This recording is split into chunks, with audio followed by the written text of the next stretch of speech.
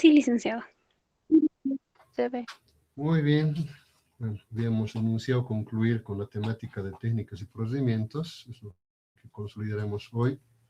Esperemos la siguiente semana poder ya desarrollar en clases presenciales. Bueno, estuvimos profundizando lo que eran las técnicas aplicadas, las 5 técnicas más conocidas, ¿no? Pero sin embargo, de estas 5 técnicas hay que analizar cada uno de ellos, principalmente aquello que va a fundamentar para que el auditor forme su criterio, va a decir su opinión. De las entrevistas es tal vez un poco más delicado en el sentido de que proporcionan información, habíamos indicado, de carácter sesgada.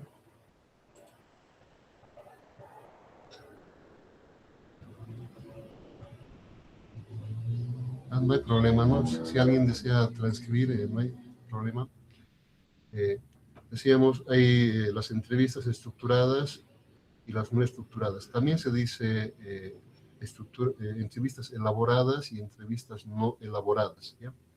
Que es muy diferente a decir entrevistas planificadas y no planificadas. De hecho, toda entrevista se planifica, ¿no? De eso, lógicamente, con la guía o como tutoría del supervisor del equipo de auditoría.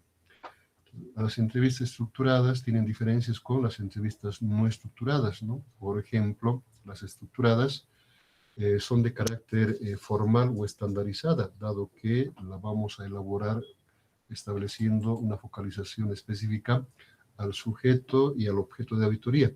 Y todo eso tiene que conllevar al cumplimiento o alcanzar el objetivo de la auditoría. Nunca hay que olvidarse de los objetivos de la auditoría. Puede haber más de un objetivo. El sujeto siempre ha de ser uno solo, es la entidad, y el objeto varía, ¿no? El objeto va a depender por tipo de auditoría. Si fuese auditoría de cumplimiento, el objeto va a ser contratos. Normalmente son contratos de adquisición de bienes, servicios, contratación de obras o determinado proceso, procedimiento. Podría ser también un área específica de la unidad organizacional. En caso de operacional, tal como establece su propia norma, el objeto con el propósito de emitir un pronunciamiento sobre la eficiencia, eficacia y efectividad de las operaciones, normalmente son procesos operativos o procesos administrativos, ¿no? Hasta la producción terminal. En auditoría de confiabilidad de registros, lógicamente son uno, por una parte, porque dos son emitir si los procesos son confiables para emitir la información financiera. Se refiere a los procesos principalmente ligados a la contabilidad patrimonial, la contabilidad presupuestaria y la contabilidad financiera. Procesos, procedimientos en los que se incorporen, lógicamente, los controles internos, de identificar controles clave. Y, desde luego, que el otro sigue siendo, y siempre fue, las aseveraciones o las declaraciones de la gerencia, que llamamos en la auditoría financiera normal, en confianza sería las declaraciones de la máxima autoridad ejecutiva. Va a depender, por decir, va a depender del tipo de auditoría esta aplicación, ¿no? Es posible estandarizar de tal modo que nos coadyuve a obtener evidencia, sin duda, sí, desde luego que sí, ¿no? Pero, sin embargo, tiene una particularidad. Puede tener un sentido de rigidez, porque va a plantear preguntas, inclusive de carácter cerrada, de tal modo que no conllevemos abiertas, ¿no? Entonces las preguntas son idénticas. De hecho, pues un cuestionario para ejemplo, una población de 50 y una muestra de eso podemos determinar que sea 10, ¿no? Solamente vamos a obtener información a partir de cuestionarios estructurados con 10 personas que forman parte o están involucrados en los procesos de contratación, por ejemplo. Tienen, lógicamente, una ventaja, y esa ventaja, por ejemplo, es la información es fácil de procesarla. Podemos someter, ahora actualmente, ¿no? Inclusive con Google Drive, y ya establece resúmenes, inclusive analiza, porque ya está incorporado su IA, inteligencia artificial, en el Google Drive, las consecuencias de las preguntas. Ya facilita elaborar inclusive cuadros estadísticos, código de barras o tortas, ¿no? simplifica el análisis comparativo. El entrevistador no requiere que el entrevistador tenga ciertas habilidades o mayor experiencia. Eso tampoco significa que vayamos a mandarle del equipo al junior, ¿no? Al que está empezando en la categoría A. Es decir, vaya y tome entrevistas como tomar examen, ¿no? Tampoco, ¿no? Necesita nomás un cierto nivel de entrenamiento, pero no uno de carácter de experiencia y con ciertas habilidades, como son ya las entrevistas no estructuradas, ¿no? Podría aplicar a alguien que sí sabe tomar este tipo de entrevistas. ¿Por qué? Porque la información que va a obtener prácticamente tiene un carácter de uniformidad. Son uniformes las respuestas, porque puede ser falso, verdadero, sí o no, inclusive de carácter de selección múltiple, ¿no? O combinado, ¿no? Ahora, ¿cuáles son las desventajas cuando uno formula este tipo de cuestionarios? Dice, es difícil obtener información confidencial porque ya la estás dirigiendo como auditor, ¿no? Si bien la vamos a tomar tomando las previsiones pertinentes, inclusive en la etapa de COVID se tomaba o se aplicaba este tipo de procedimiento, técnicas, perdón, a través de los procedimientos en línea, ¿no? Nos dimos cuenta que, lógicamente, lo resolvían en grupo, de tal manera que hasta se ponían de acuerdo qué información proporcionar, ¿no? Entonces, a partir de eso nos dimos cuenta que se limita la posibilidad de profundizar un tema y desde luego que pueda emerger otros aspectos que nos sea de interés para que nosotros podamos alcanzar nuestro objetivo de auditoría. Ahora, las no estructuradas, ¿no? Las que no se elaboran como cuestionario, sino está condicionada a las habilidades, capacidad y experiencia del entrevistador. Y el entrevistador sí debe ser alguien del equipo de auditoría que no solamente tenga años de experiencia, sino principalmente cuente con este protocolo de habilidad y destreza para obtener información a partir de las entrevistas face to face, ¿no? Es más flexible y abierta. Lo que sí deben tener cuidado es que no pueden desviarse de los objetivos de la investigación. Nótese que decimos objetivo de la investigación más allá del objetivo de auditoría. Con esto estamos constatando que en la auditoría, cualquiera de los tipos de auditoría, converge las técnicas de investigación de ciencias sociales. De hecho, son las mismas, ¿no? Solo que la diferencia en uno que podemos plantear inclusive hipótesis y variables, como que también en los programas se formula. Su contenido, dice, orden y profundidad y formulación se encuentran por entero en manos del entrevistador, ¿no? Eso no significa que va a improvisar. Eso no es sinónimo de improvisación, las entrevistas no estructuradas, ¿no? De hecho, también se planifican, solo que vamos a seleccionar de manera táctica y estratégica a quienes entrevistar, o sea, de quienes vamos a obtener información más profunda, más viable, por no decir más confiable, ¿no? Inclusive de aspectos que inclusive no habíamos considerado en la extensión de nuestra planificación.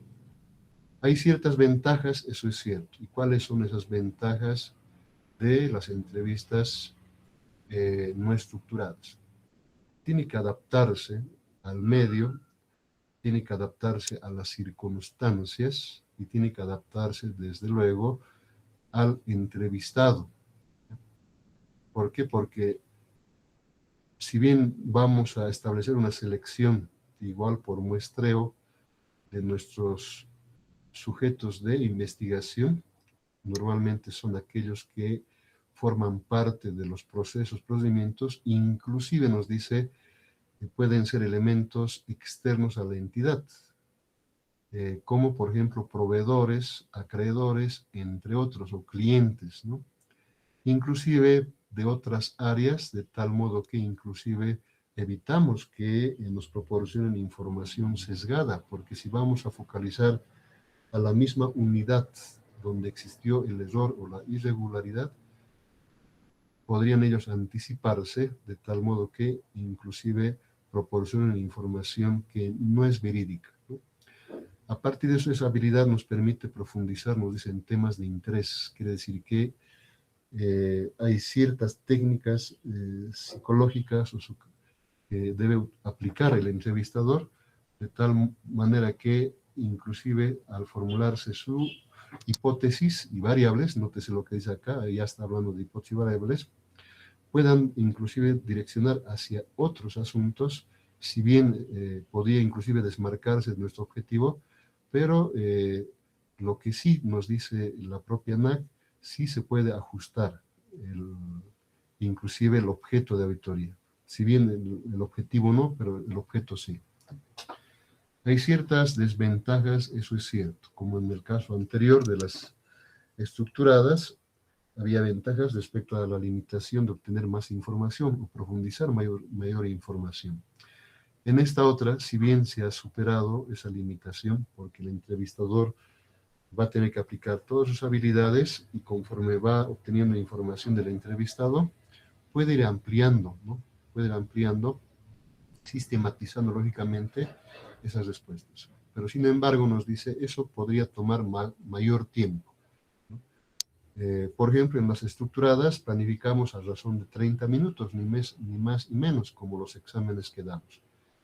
Entonces no podría alguien decir, me puedo llevar el cuestionario y con calma mañana responder. No, no podemos permitir eso, ¿no? Solamente decimos, vengo a las entrevistas estructuradas, es como un examen, lo tomamos en tiempo determinado y fijamos hora, de 9 a 10, por ejemplo, ¿no?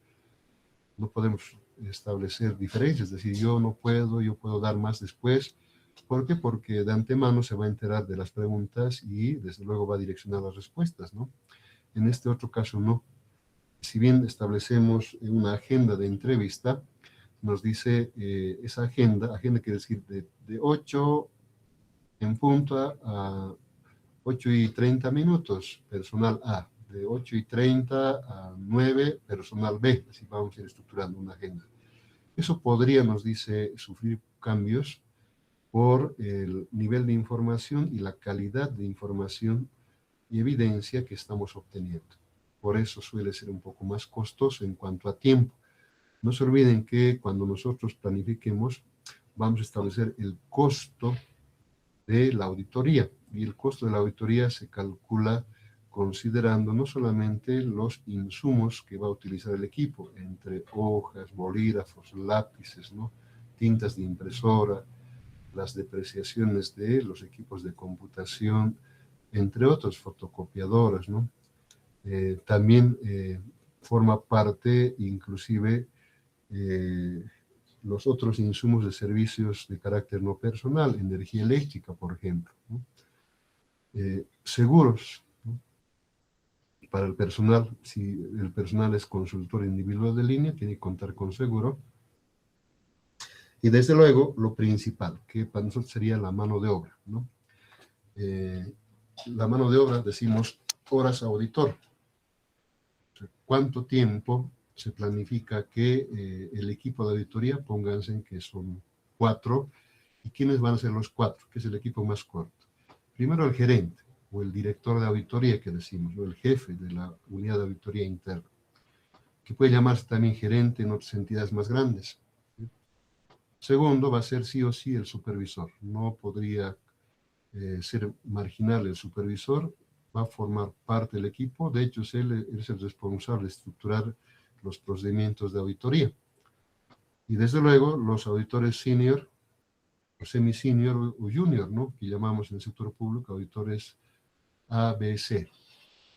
Entonces, los últimos son los que van a tener mayor participación en el procedimiento o en el proceso de la auditoría, desde la planificación, lo que llamamos, ustedes ya han aprendido como trabajo de campo, que le decimos simplemente ejecución de la auditoría, y también en la etapa de gabinete, vale decir, en la etapa de comunicación de resultados. Vamos a determinar las horas auditor, de tal modo que también la propia NAC establece medir la calidad de la productividad de los auditores. Entonces, se establece una auditoría, normalmente no dura una semana ni un mes, no puede ser 2 meses, 3 meses, y el salario que estamos pagando a cada auditor, considerando los niveles de responsabilidad y jerarquía, constituyen costos. Entre otros, en el sector gubernamental siempre se requiere el concurso de un especialista en la materia, principalmente un abogado, o caracterizamos a otro especialista como son informáticos o técnicos en el área especializada, puede ser ingeniero civil, constructor civil o arquitectos, entre otros, ¿no? Por eso es costoso, ¿no? Por eso ese es el costo de la inversión. Muy diferente, porque si el abogado va también a entrevista a la unidad jurídica, es otro costo. Si el ingeniero también va y entrevista a la unidad técnica, es otro costo. Nótese, ¿no?, que hemos cambiado, inclusive hemos combinado a más de un entrevistador. Mal podríamos nosotros, como auditores o contadores públicos, ir a entrevistar, ¿no?, al área técnica donde están puros ingenieros civiles, están constructores civiles o arquitectos. Además, ellos son por área de especialidad, ¿no? No se olviden que la ingeniería tiene área de especialidad. Entonces, no podemos, ¿por qué? Porque no tenemos el dominio de la temática a autorizar, por más que sepamos auditoría. Por eso es más costoso la inversión del tiempo de los entrevistadores. Lógicamente, acá ya no se puede tabular. De hecho, ya no se puede tabular. ¿Por qué? Porque no es estructurada. Las respuestas que vayamos a obtener o la información que vayamos a obtener son emergentes de las circunstancias que se hayan podido presentar y también por las habilidades del entrevistador, ¿no? Mal podemos comparar contradicciones, por ejemplo, ¿no? Se requiere, dice, mucha habilidad técnica para obtener la información y mayor conocimiento técnico que hemos ampliado. ¿Para qué tipo de preguntas se puede realizar en una entrevista? Si bien esta es una guía de carácter no estandarizada, está abierta, desde luego cumpliendo los protocolos sociales, de etiqueta inclusive, siempre existe la parte introductoria o preliminar inicial, ¿no? De saludo, de conocimiento, de generar un ambiente de confianza. Inclusive hay que saber ubicar el tipo de ambiente donde vamos a realizar o efectuar la entrevista, ¿sí? Entonces, podríamos aplicar de carácter cerrado o abierto las preguntas, ¿no? Cerradas un poco más aplican, inclusive les había comentado, en auditoría forense. Bien, diga usted, dice, ¿no? Sí, y lógicamente tiene que responder a eso. Nosotros en auditoría de cumplimiento podríamos, pero no en el sentido de declaración informativa, porque sigue siendo una entrevista, pero en protocolo de auditoría. Lógicamente, las abiertas va a depender de la habilidad del entrevistador. Conforme va respondiendo, pues puede ir ahondando o profundizando con otras preguntas para obtener más respuestas. Y estas pueden ser, nos dice, de evaluación o de análisis, de admisión o de declaración, ¿no? De evaluación o de análisis más corresponde a las abiertas, pero sin embargo las de declaración más corresponde a las cerradas. ¿Cuáles son las otras características de la entrevista? Puede haber preguntas que constituyan reto, ¿no? Quiere decir que aplicamos este tipo de entrevista normalmente a recursos humanos o personal que tiene conocimientos específicos o especializados en la materia, ¿no? Conoce.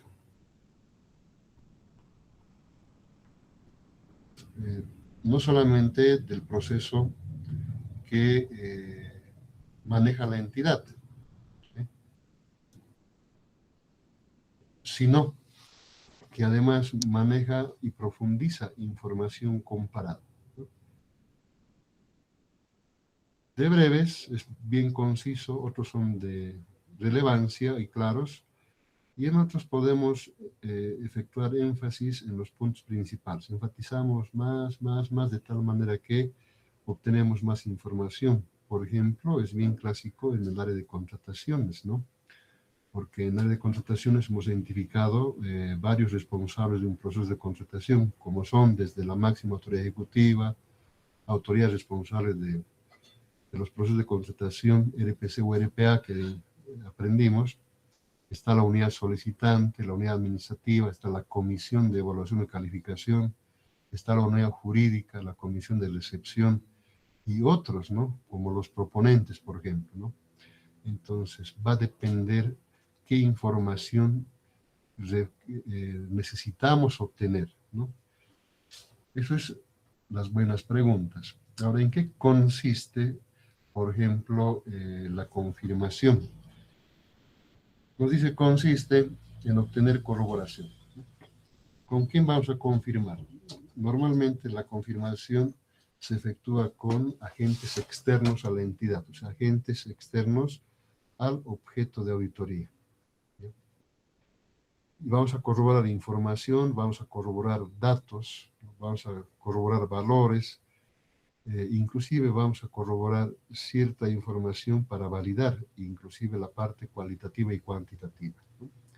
Normalmente es por escrito, o sea, hay que dirigirse al agente externo, puede ser bancos, ¿no?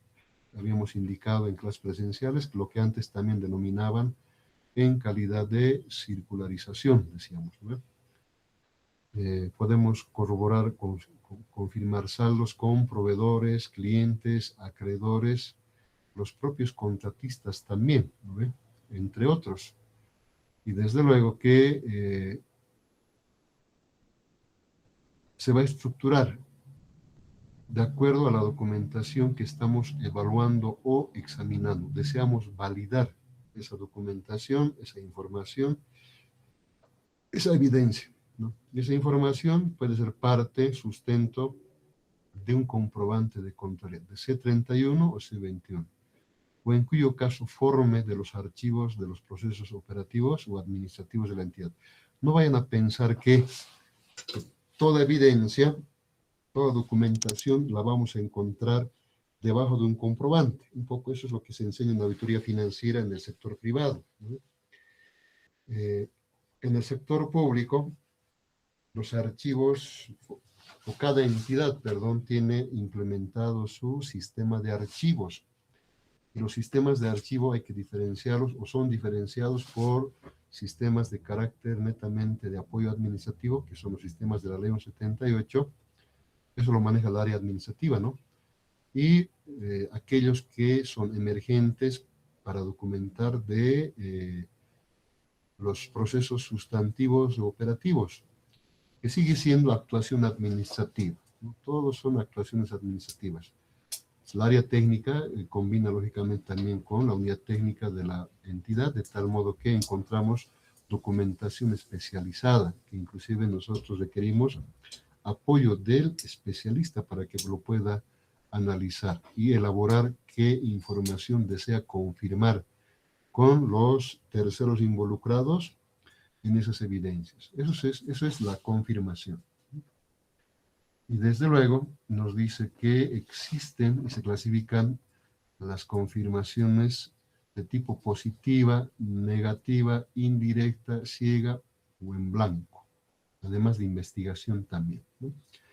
De hecho, ya las firmas de auditoría o las unidades de auditoría tienen desarrollados a nivel de estándar solamente ya para reemplazarlas, ¿no? Va a depender otra vez de la extensión y profundidad que deseo obtener datos o evidencias, ¿no?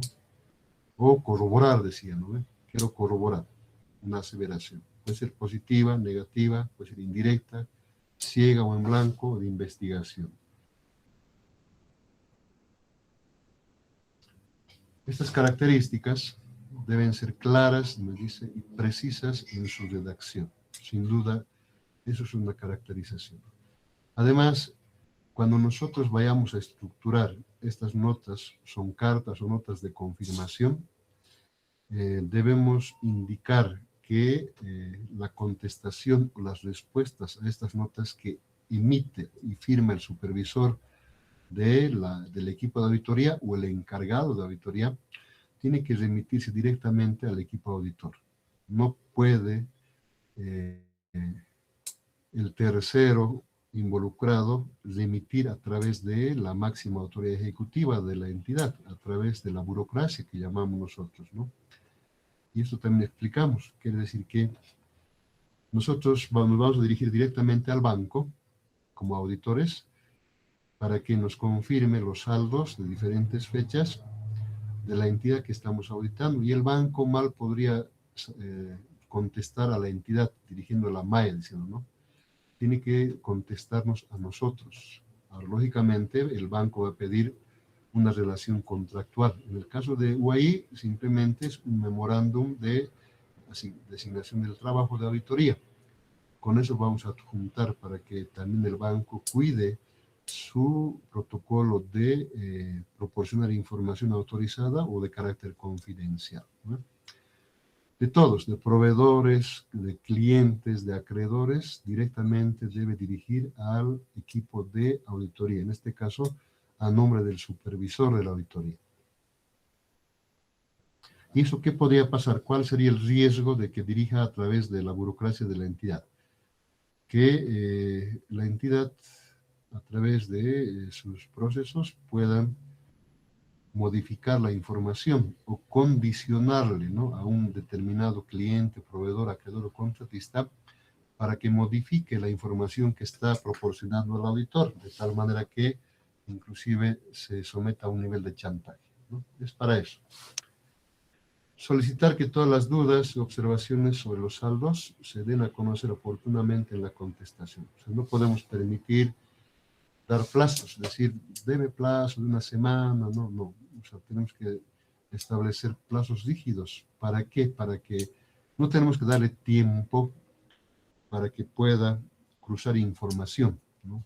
Muchas veces pasa eso, dice la empresa contratista, tu auditor o la unidad de auditoría interna o la propia Contraloría me ha cursado esta nota, está pidiendo esto, por favor, ¿no? Nos ponemos de acuerdo cómo vamos a presentar, ¿no? O sea, no tiene que dar lugar a eso. Lógicamente, nuestro procedimiento está diseñado cuando no había los medios digitales, ¿no? Ahora los medios digitales es inclusive con mayor habilidad o agilidad. Podríamos pedirle nomás que nos envíe a través de un correo seguro documentos escaneados o declaración escrita, de tal manera que nos llega directamente al correo o email habilitado para el equipo de auditoría.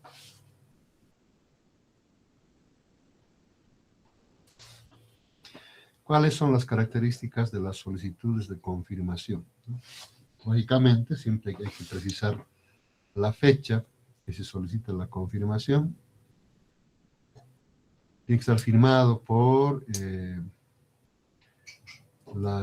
los responsables que van a asumir de esa información. Además que podemos agrupar en una sola solicitud todos los saldos que existan de la misma persona, indicando su origen. No vamos a la misma persona mandarle 10 cartas, ¿no? Simplemente en una sola carta, porque las informaciones son diferenciadas por clientes, proveedores, acreedores o contratistas. Por eso inclusive no es posible estandarizar, ¿no? Es decir, generemos una sola y reemplazamos nombres, no es tanto así, ¿no? Va a formar parte de los legajos ya corrientes se llaman, ¿no? Hay 4 legajos.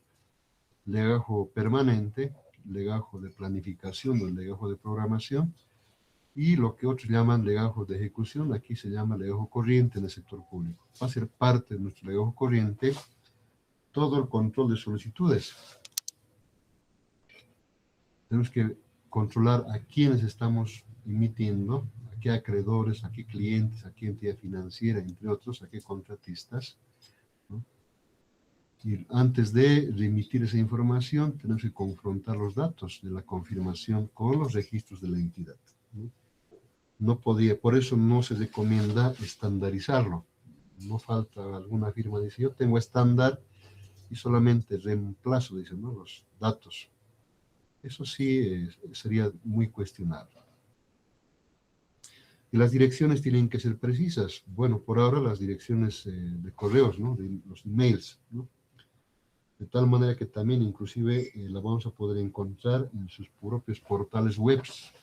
Si bien la entrega todavía algunos exigen de que sea de manera presencial, como que puede ser con mayor significatividad, porque si es presencial tiene sello de recepción, ¿no? Inclusive si es virtual, hasta ahora no hemos generado, y la verdad les digo, no hemos generado una formalidad de recepción de conformidad. Si mandamos, por ejemplo, a un correo, ¿no? Es más, tampoco tenemos una conformidad de que lo ha visto o lo ha abierto, ¿no? Son dificultades todavía que no ha superado el medio digital. A nivel presencial, simplemente el matasello de que recibió la entidad, ¿no? Cualquier recepcionista la va a estampar la fecha, número de registro y el sello de recepción. Inclusive, estas dificultades se había superado en su momento con la recepción a través de envío por vía fax, ¿no? Esa maquinita antigua de la década de los 70, que imprimía el comprobante de que al otro lado ya había recibido, ¿no? Eso era suficiente. Pero en caso de emails, correos, nos falta, no ha habido ese protocolo de seguridad. Podríamos enviar y puede decir el otro, no, ese correo nunca era mío, ¿no? Más nunca me avisaron para que lo lea, ¿no? Por eso hay que verificar direcciones de las confirmaciones de manera selectiva.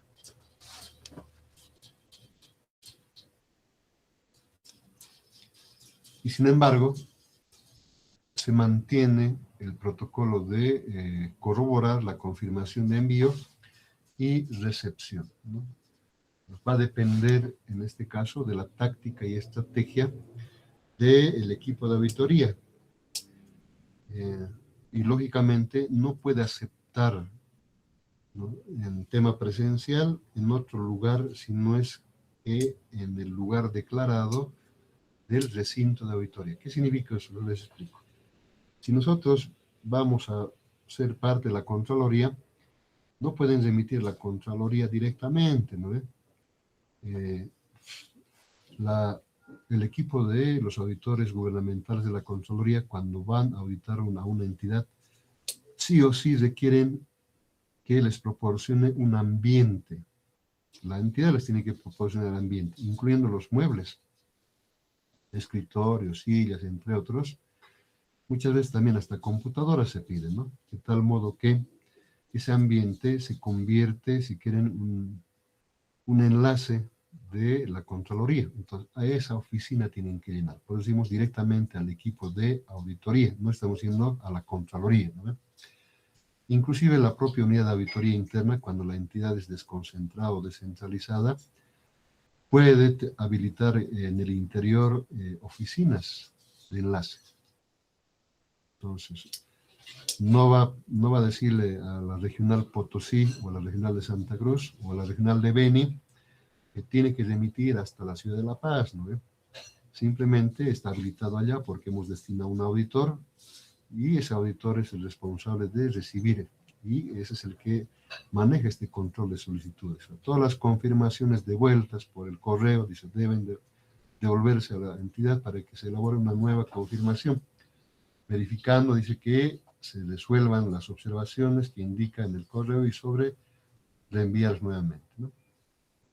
La tramitación de la respuesta no es solamente envíe ahora que me responda. De hecho, hay que efectuar un seguimiento específico, asignar a los auditores en entrenamiento, de tal modo que la entidad o los propios acreedores, clientes, entre otros, puedan tener la correspondencia, ¿no?, a las circularizaciones que decimos antiguamente, ¿no? Y las respuestas recibidas además tienen que confrontarse contra las solicitudes enviadas. Nos está respondiendo de acuerdo a la información que estamos solicitando. Nos han adjuntado los documentos que hemos requerido. Eso se analiza, ¿no? Es usual que el personal de la entidad participe en los trabajos de conciliación o aclaración de discrepancias o objeciones. Es normal, ¿no? Eso no nos tiene que parecer raro.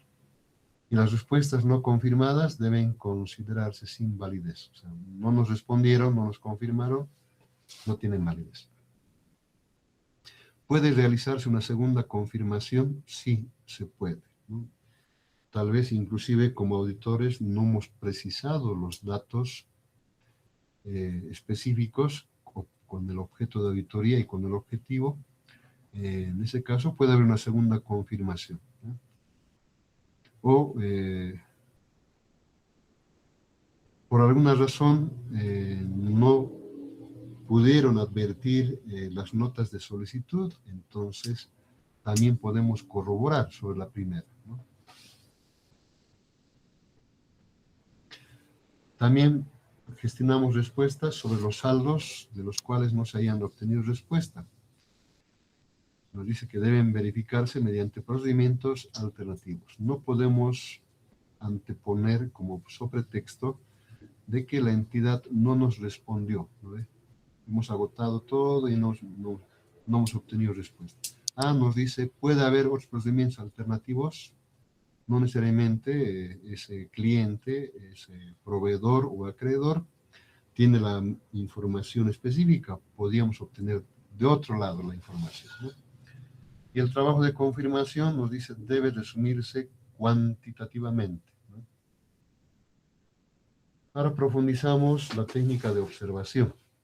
Habíamos indicado que es presenciar los procesos, ¿no? Y otros realizan, en este caso, los otros que realizan siempre van a ser el personal o recurso humano de la entidad. Puede ser inherente, habíamos indicado, a ciertos cumplimientos de procedimientos, como no solamente la fecha fijada para realizar inventarios, ¿no?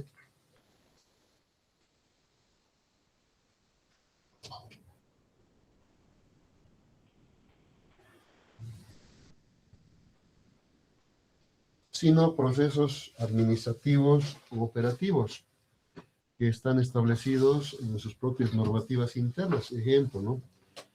Para carguío y descarguío de ciertos bienes o ítems establece ciertos protocolos de seguridad en su manual de procedimientos o reglamentos también, ¿no? Nosotros vamos a verificar que cumplan ese proceso, ese control interno que ha diseñado la entidad. De eso se trata la observación. No solamente es que observa a ver cómo lo hacen, ¿no?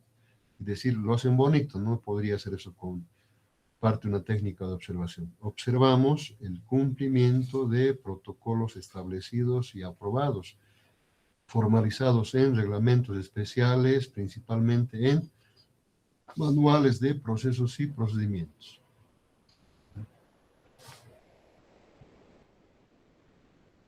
Por ejemplo, si vamos a presenciar de manera física, in situ, la toma de inventarios, de hecho, la entidad los programa, no es tanto el auditor, ¿no? Puede ser de manera semestral o de manera obligatoria al cierre del ejercicio, cumpliendo las instrucciones del Ministerio de Economía de cierre de fin de año, programan, agendan las entidades, ¿no? En ese caso, una forma de satisfacerse respecto a la existencia física y condición de los inventarios es presenciando la toma de estos, ¿no? Nosotros, ¿qué información vamos a contar? De antemano vamos a contar con el inventario a verificar. No se olviden que inclusive los que practican este inventario en las entidades ya cuentan con equipos adecuados de reconocimiento, por ejemplo, de códigos de barra, hoy por hoy los QRs, ¿no? Entonces no va a ir a contar uno por uno dónde está, se supone que el almacén donde está resguardado tiene codificación, clasificación, ubicación.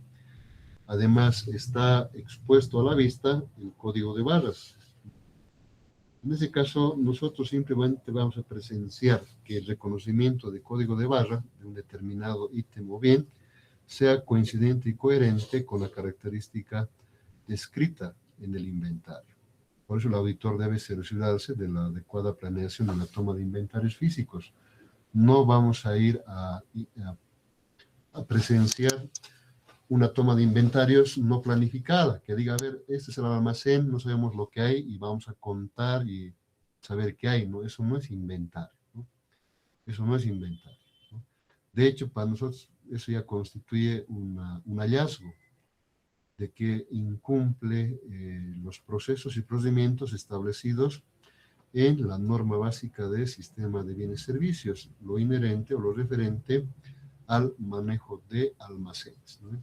Si es que así, como que se va a presentar, va a decir, tenemos que inventariar en este ambiente, dice que hay un montón de ítems, no sabemos qué hay, vamos a contar, queremos contar con presencia del auditor, no, de hecho es donde menos tienen que prestarse ustedes, ¿no?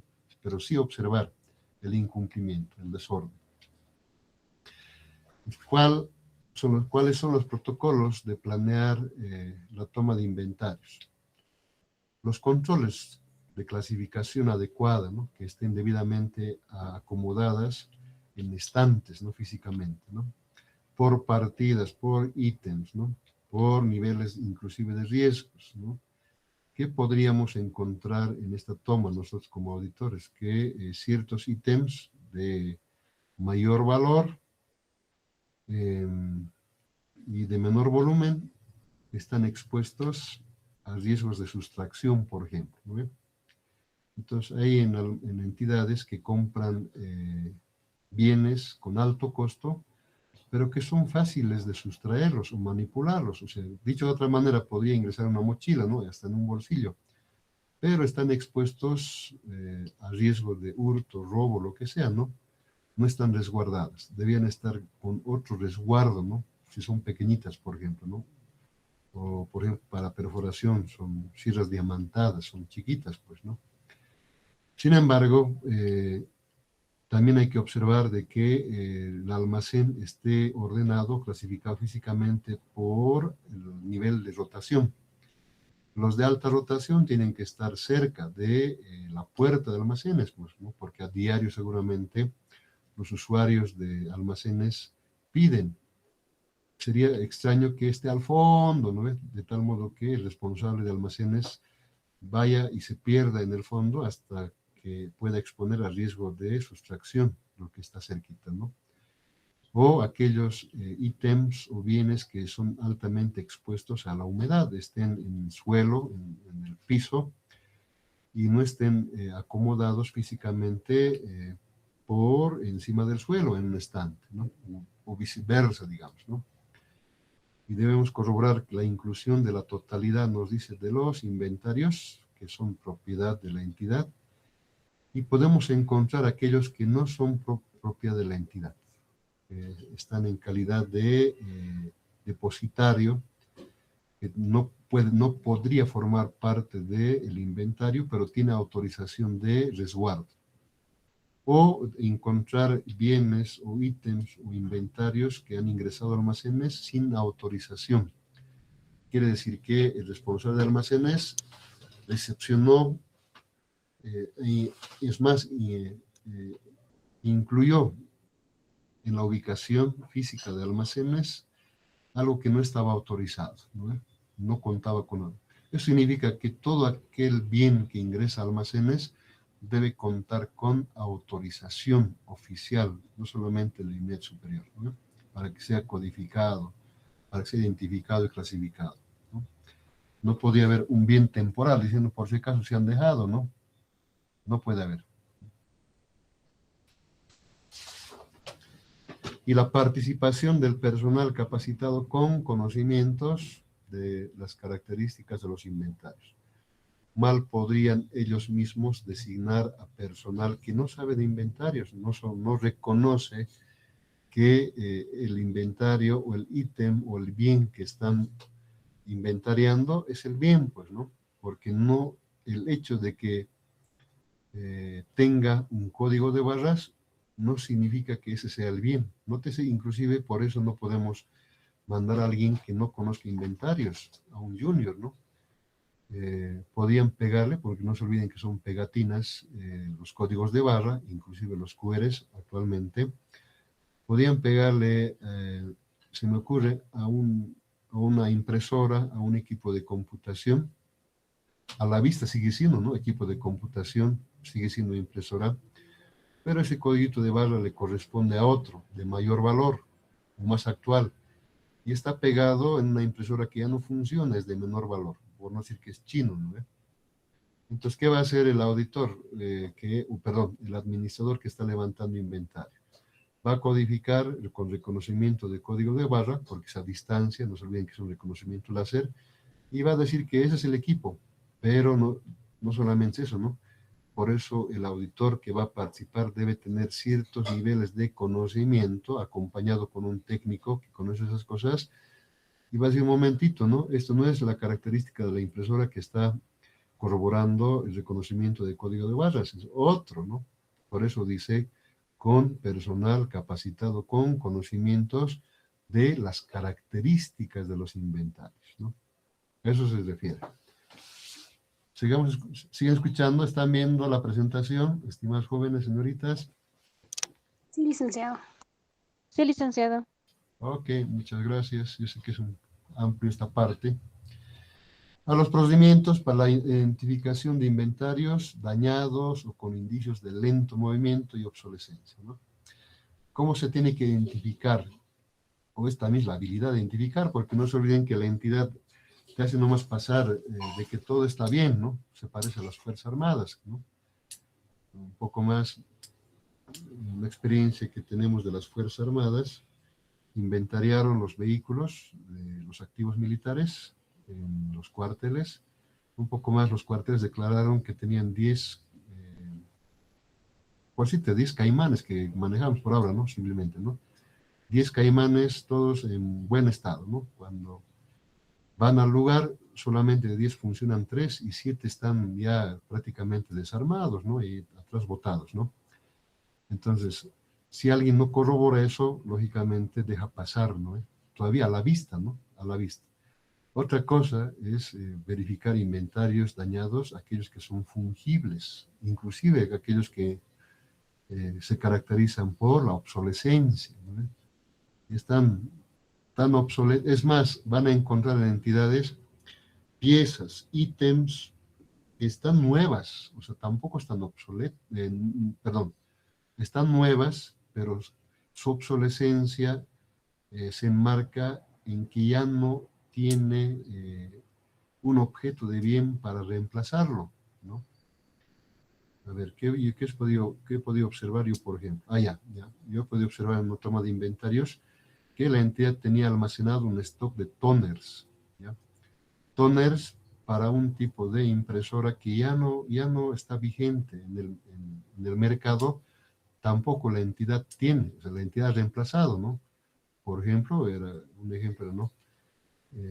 Tenía almacenado toner para Lexmark, ¿no?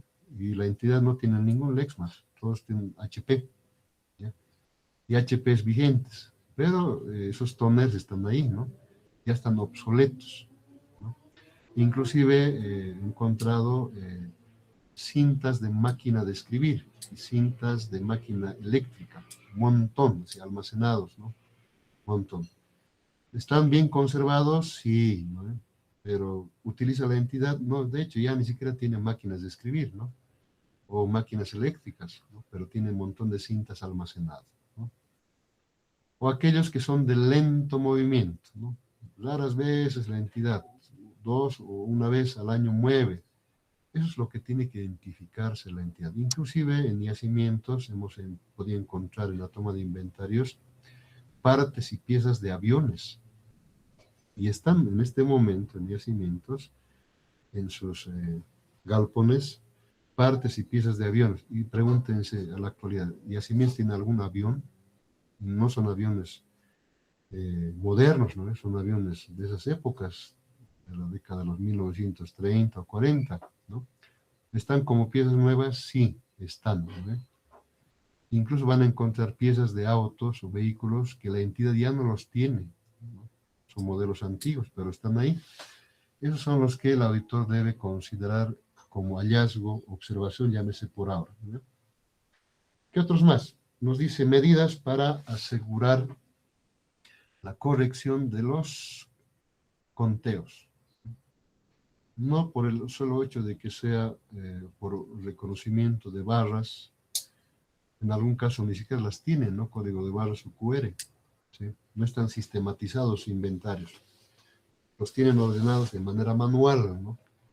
en algún caso inclusive encajonados, no porque te digan en esta caja que está cerrado y con candado está tal bien, ¿no? El auditor, cuando sospecha de que le están mostrando encajonado, necesariamente debe solicitar de que se muestre, ¿no? No importa, ubíquenlo o deschápenlo, como decimos en nuestro lenguaje social, para que se verifique que ese equipo está debidamente cuidado, resguardado en otro cajón, ¿no?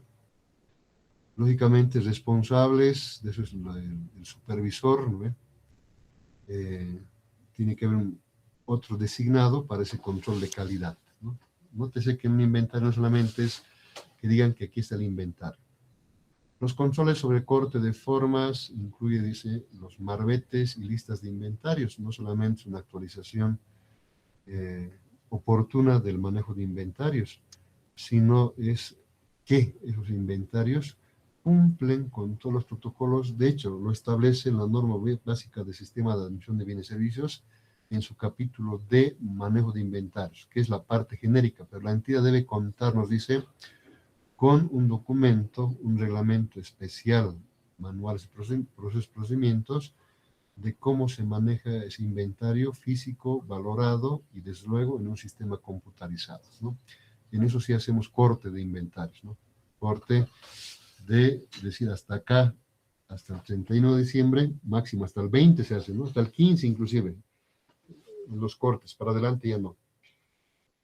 Verificamos, podemos hacer análisis retrospectivo o prospectivo para corroborar, ¿no?, el efecto de exposición y evaluación en la cuenta de inventarios. Medidas para el control de las existencias que tengan movimiento durante el inventario físico. Lógicamente ustedes van a notar ciertos anuncios en entidades, inclusive bancarias, ¿no? Dice, por motivos de auditoría externa, dice, ¿no?, por motivos de auditoría interna, los ambientes de almacenes serán cerradas un poco más para abrirse una semana entera, ¿no? Acá no es necesario, ¿no? No van a ver a un banco cerrar las operaciones a título de que están haciendo inventario. Si alguien por ahí visitó a un banco, cualquier banco, Banco Nacional, Mercantil Santa Cruz, o Banco Unión, normal opera, los cajeros, ¿no? Los cajeros pagadores, los cajeros que están depositando, oficiales de crédito, los que atienden plataforma, el auditor en el proceso los audita, uno por uno va corroborando, ¿no? Porque el auditor maneja información especializada. En almacén pasa lo mismo. No podías tú cerrar o pedir que cierren, ¿no?, todo el día el almacén, porque estarías perjudicando al proceso productivo de la entidad. Esas son medidas de control de existencias que tengan movimiento durante el inventario físico, ¿no? Igualito nomás controlas, ¿no?, los ítems que están entrando, los ítems que están saliendo. Identificación de los inventarios ubicados en distintas sucursales, fábricas, almacenes y en poder de terceros. No se olviden que las entidades, no porque sea cierre, te dicen todo está aquí. Hay otros que están en tránsito, otros están todavía en poder del proveedor, ¿no? Todo el proveedor no ha entregado, ¿no? Otros están todavía a corroboración de la comisión de recepción, ¿no? Otros están destinados a lugares desconcentrados o descentralizados territorialmente, si bien la central podría estar acá en la ciudad de La Paz, pero tiene oficinas descentralizadas o desconcentradas en el interior. Entonces el auditor debe diseñar pruebas, agendar para verificar esos inventarios. Dice, con base en su evaluación de la planeación, el auditor diseñará las pruebas, ¿no? Aquí viene las pruebas, ahí viene, combina las técnicas y los procedimientos, ¿sí? Y el auditor debe observar los procedimientos que ejecutan los empleados y realizan conteos de prueba. No es que va solamente de observador, ¿no? No solamente estás observando, puede tomar inventario todo el día, tú también estás todo el día. Inclusive te interesa o te llama la atención ciertos ítems. Puedes exigirle, perdón, a los que están inventariando, por favor, esta característica de ítems requiero que corroboren, ¿no?, con existencia física, características y el valor, ¿no? Es lo que hace, ¿no?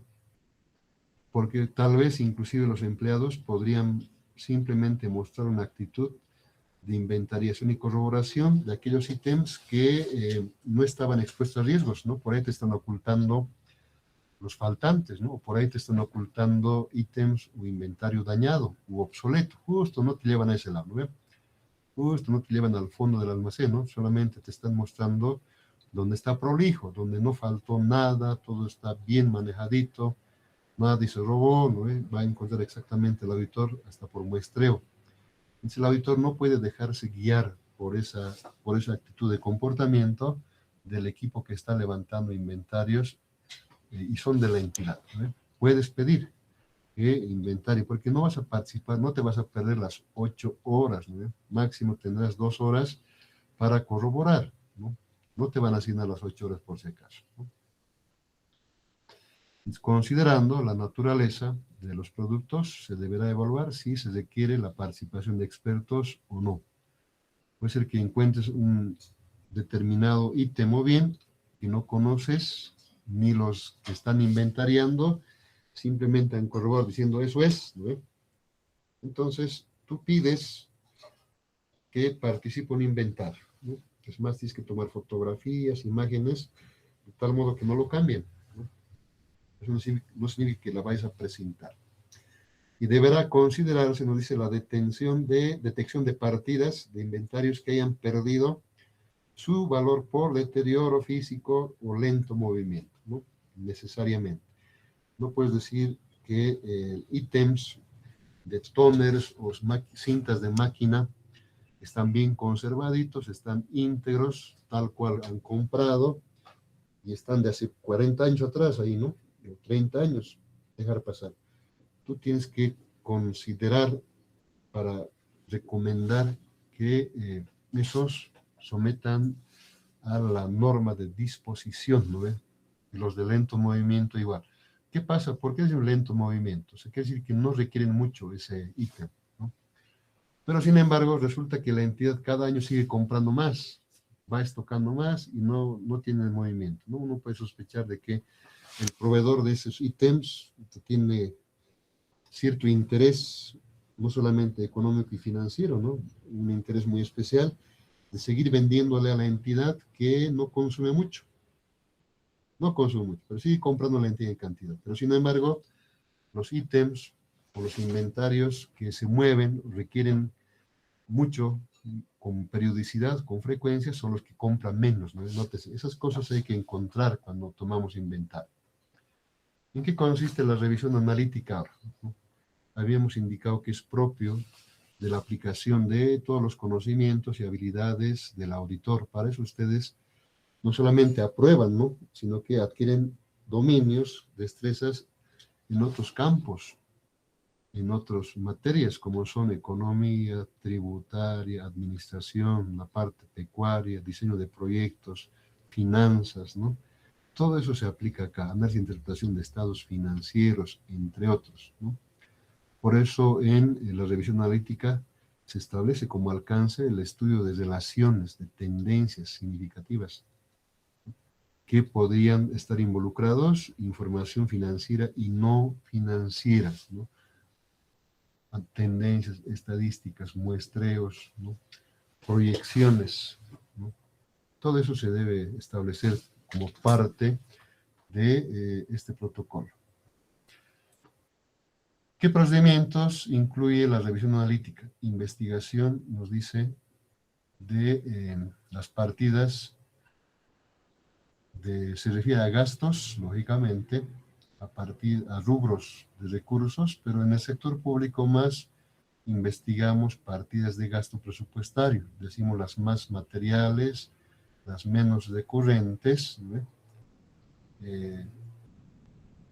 y las más significativas. Eso no significa que vayamos a obviar de examinar partidas de gasto que no son significativas. Puede ser inusual, una partida que la entidad movió después de 10 años, 5 años, y nunca los movió, ¿no? Entonces decimos, esas partidas son inusuales. En el sector privado decimos de carácter no recurrente. ¿Ya? Los recurrentes son compra, venta, no de costo, costo de venta, almacén. Recurrente a diario se repiten, ¿no? Los no recurrentes en el sector privado decimos aquellos que están relacionados con el patrimonio, por ejemplo, ¿no? Ingresos extraordinarios o gastos extraordinarios o inversiones, ¿no? Que no son recurrentes. En el sector público decimos inclusive aquellos extrapresupuestarios, o sea, no estaban en la planificación, no estaban en el POA, tampoco estaban en el presupuesto inicial aprobado, pero la entidad modificó o la adquirió inclusive, ¿no? Que podía, lógicamente, sustentar una desviación, porque no se olviden que en el sector público todos los gastos, operaciones o actividades que vaya a sustentar la entidad con documentación, evidencia suficiente y competente, además tiene que ser parte de su competencia, parte de sus funciones y principalmente tiene que estar en el POA, ¿no? En el Plan Operativo Anual. Y tiene que tener asignación presupuestaria aprobada, ¿sí? Mucho cuidado con esos términos en el sector público, que inclusive en la técnica de la entrevista no estructurada podrían obtener. Es decir, a ver, yo tengo una experiencia que cuando estaba iniciando el proceso de implementación de la nueva Constitución, queriendo modificar la Ley 78 y demás, el gobierno de ese entonces participó con capacitaciones, entre comillas, especialistas internacionales. Vinieron los cubanos, vinieron los venezolanos y los argentinos. No se olviden que en esa época estaba en alianza con Cristina Kirchner, ¿no? De Argentina. Vinieron expertos en el sector público, en presupuestos y planificación de Argentina. Sin duda los gauchos manejan bien, ¿no? También vinieron los venezolanos por la alianza de la bolivariana y demás, y los cubanos. Entonces, el sector público se sometió de manera obligatoria a esa capacitación. Pero ¿cuál fue el error? Per se, es una opinión personal. De que muchos de estos que recibieron la capacitación a título de que somos socialistas y estamos en contra de los neoliberales, pensaron que lo que les enseñaron los venezolanos y los cubanos y los argentinos era válido para Bolivia, ¿no?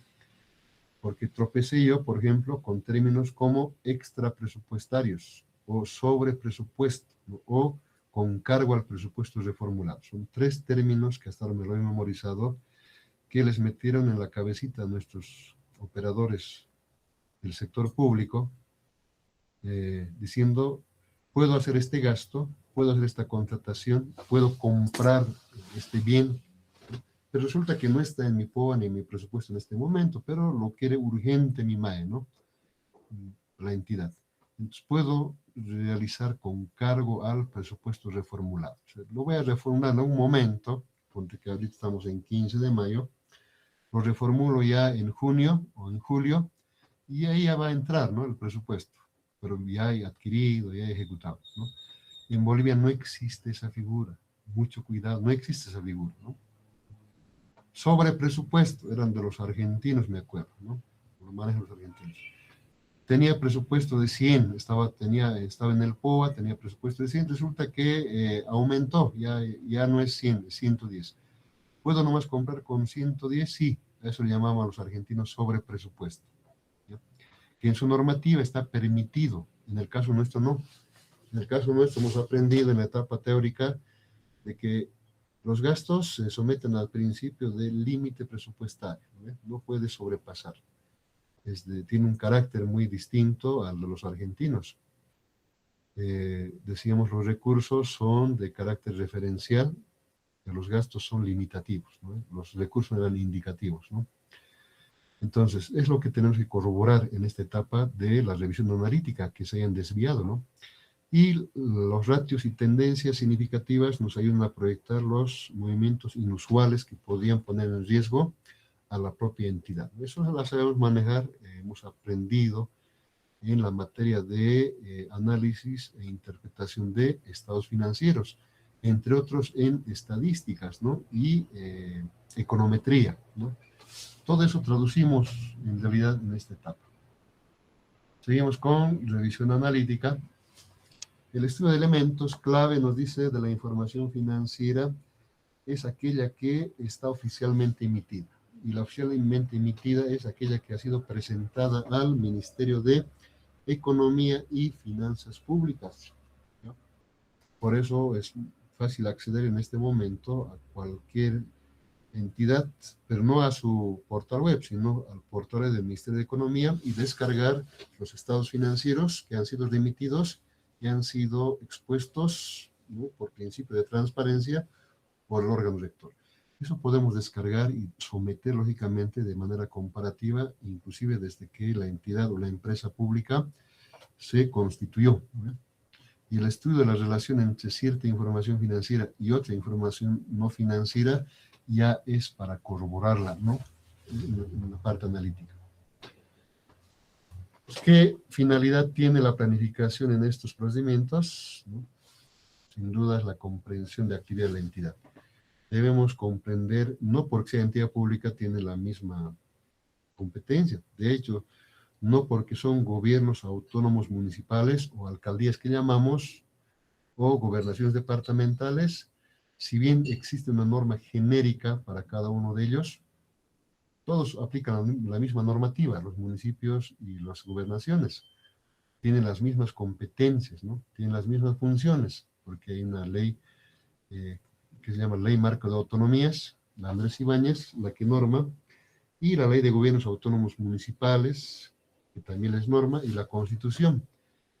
Pero al interior tienen características diferentes, ¿sí?, por su tamaño, porque se clasifican en categorías A, B, C, D, ¿no ve? Las chiquititas son las A y B, ¿no? Las C y las D son las de ciudades intermedias, ¿no? Y las D son básicamente, y a las grandes son las capitales, ciudades capitales de departamentos. En caso de La Paz, el Alto y la ciudad de La Paz son categoría D. Categoría A en La Paz, creo que es Nazacara de Pacajes, ¿no?, que es la más pequeñita, cuyos habitantes no pasan de 2.000, ¿no?, donde el alcalde gana sueldo de 500, digamos, ¿no? El alcalde y el contador nomás creo que manejan ahí, ¿no? Tiene 3 concejales. Eso es todo, ¿no? Entonces no podemos comparar, y tiene las mismas competencias que Achacachi. Achacachi es categoría C, porque además tiene, si no me equivoco, 7 concejales o más, ¿no? Entonces, no, por eso nos dice en la etapa de planificación debemos tomar comprensión cabal y profunda de la entidad, de las áreas de mayor riesgo, ¿no? Se refiere al organigrama, ¿no?, porque tenemos que minimizar los riesgos con la oportunidad y naturaleza de las pruebas, ¿no? Y la finalidad de aplicación de estos procedimientos como procedimientos sustantivos, ¿no?, cuando su realización puede ser más efectiva o eficiente que las pruebas a detalle, ¿no? Y desde luego va a depender de la evaluación de control interno, ¿sí? Si confiamos en control interno, pruebas de cumplimiento, ¿no? Si desconfiamos de su control interno, inclusive su estructura organizacional es muy paupérrima, procedimientos sustantivos, ¿sí?, que también le decimos pruebas de detalle, así también en la auditoría financiera, ¿no? Y lógicamente el auditor asignado va a tomarse más tiempo, va a asignar mayor horas auditor para generar este tipo de evidencias, ¿no? Va a analizar con más tiempo, más específico, ¿no? Y la revisión global del trabajo, por ejemplo, lo efectúa normalmente el supervisor, ¿no? ¿Para qué? Para corroborar la opinión que haya podido formarse respecto a las afirmaciones de la dirección. No se olviden que en cada papel de trabajo tenemos que concluir, ¿no? Nos asignan un trabajo y nosotros como auditor, habiendo aplicado las técnicas y procedimientos para obtener evidencia suficiente y competente, además analizarlas, tenemos que concluir, ¿no?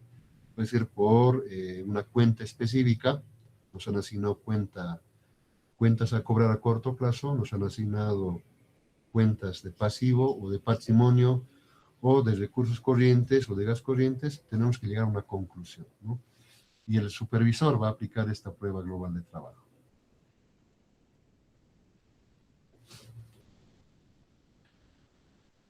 Ahora combinamos lógicamente con la revisión analítica, ¿no?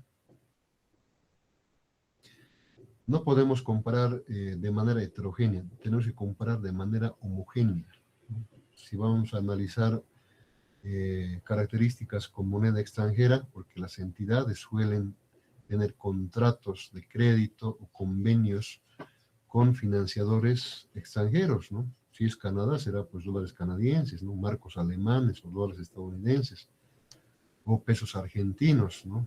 Entonces, no podemos realizar comparaciones o análisis con moneda extranjera. Necesariamente, si vamos a hacer eso, requerir el tipo de cambio del poder adquisitivo emitido por la instancia formal, en este caso el Banco Central de Bolivia, aunque sea en este caso el dólar referencial, ¿no ve? Porque antes se manejaba tipo de cambio de venta, tipo de cambio de compra, ahora existe una tercera, ¿no?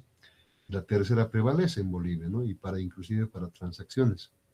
A las partidas analizadas deben tener capacidad lógica de relación, quiere decir que una cuenta en un balance, un proceso operativo, un proyecto en actividad, no son aislados, sí o sí están interrelacionados con otros de la entidad. En ese caso no podemos analizar de manera específica o aislada, ¿no? Entonces no es solamente tú analizar rubro patrimonio y tú analizar activo. O sea, no podíamos analizar por separado porque tiene relación directa de conversión con uno y con otro, ¿no? Al menos en el sector público manejamos por conversión. La relación de la información no deberá ser muy compleja, eso es muy cierto, porque el supervisor es el que establece esta relación entre partidas, entre grupos por conversión, ¿no? La comparación de los datos e información utilizada debe ser convincente, de tal modo que no solamente te convenzas tú mismo como auditor, no solamente que convenza al supervisor o al equipo de auditorio, sino al usuario de la información principalmente, ¿no? Y las variables utilizadas deben ser independientes, ¿no? Entonces estamos hablando de hipótesis, investigación, variables y objetivos. Por os decía, las técnicas procedimientos de auditoría son adaptadas del método de investigación de ciencias sociales. Las mediciones realizadas deben ser usuales y frecuentes, vale decir que deben tener un sentido de carácter homogéneo y comparativo. No podíamos nosotros permitir que en un año hayan cambiado de depreciación de línea recta a horas máquina, ¿no? Y no, ya no es comparable, ¿no? Entonces, una forma de evaluar inventarios, ¿no? Tienen que ser homogéneos, ¿no? Y los usuarios más frecuentes son los más conocidos, ¿no? Y la fuente de donde se obtiene esa información necesariamente debe ser fidedigna y confiable. No puede haber supuestos, no puede haber supuestos, ¿no? En lo analítico aplicamos análisis de relaciones, tendencias, comparaciones, pruebas de razonabilidad, pruebas de diagnóstico. Hoy por hoy más inclusive apoyados con inteligencia artificial, ¿no? La importancia relativa de las partidas analizadas en relación a que puedan modificar o afectar de manera sustancial al total de grupo de activos, pasivos, patrimonio, inclusive al estado de recursos y gastos corrientes, ¿no? Y los resultados de otros procedimientos aplicados para lograr los mismos objetivos de auditoría. En la parte analítica corroboramos más de una información, ¿no? Tenemos que precisar la integración y la interrelación. Y la precisión de las predicciones y estimaciones realizadas, que debe concordar lógicamente con lo que la entidad ha realizado. Por ejemplo, la estimación de recaudación de recursos utilizando las técnicas de proyección, ¿no? Puede ser regresión lineal, ¿no? Puede ser tendencias de crecimiento, ¿sí?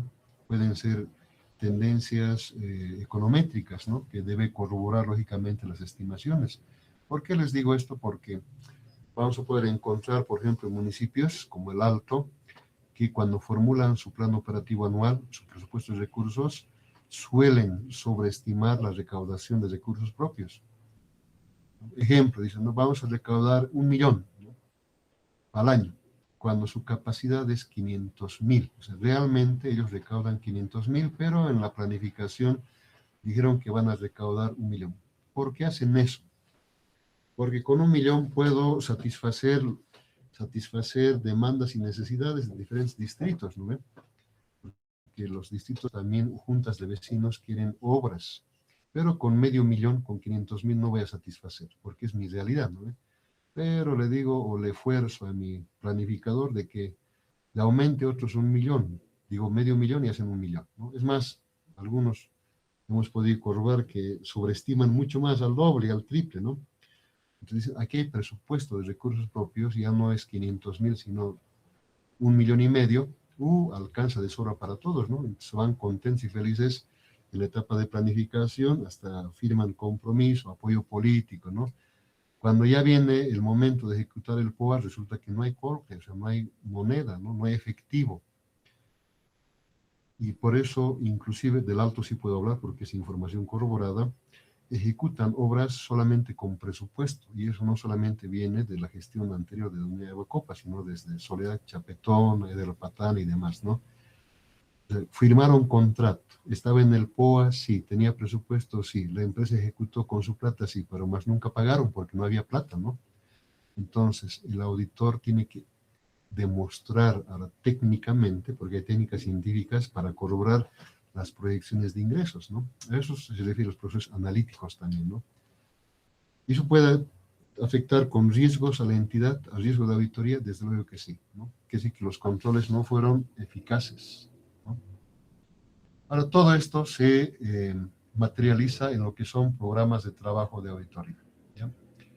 Y los programas de trabajo de auditoría son instrucciones que el supervisor las va a plasmar en un conjunto de, a eso llamamos programa de trabajo, ¿no?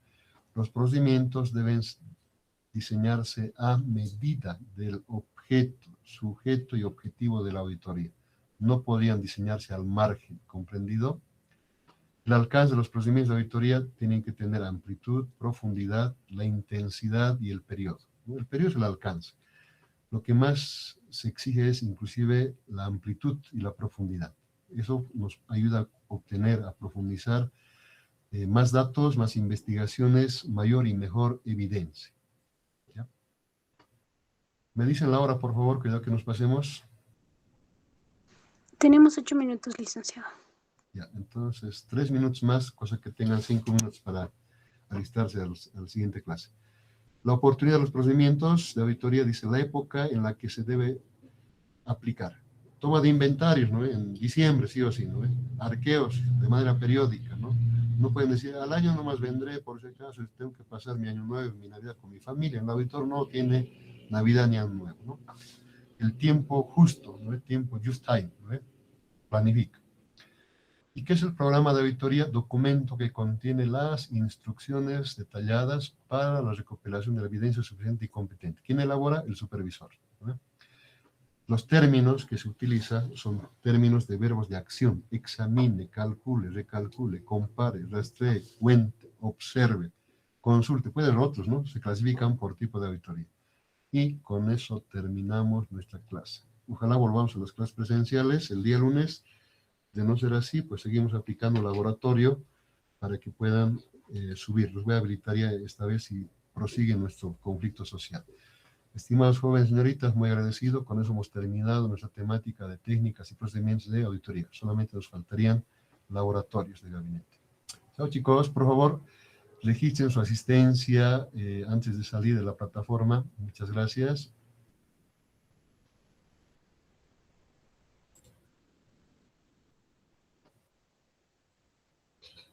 Su asistencia en el chat, apellido paterno, materno.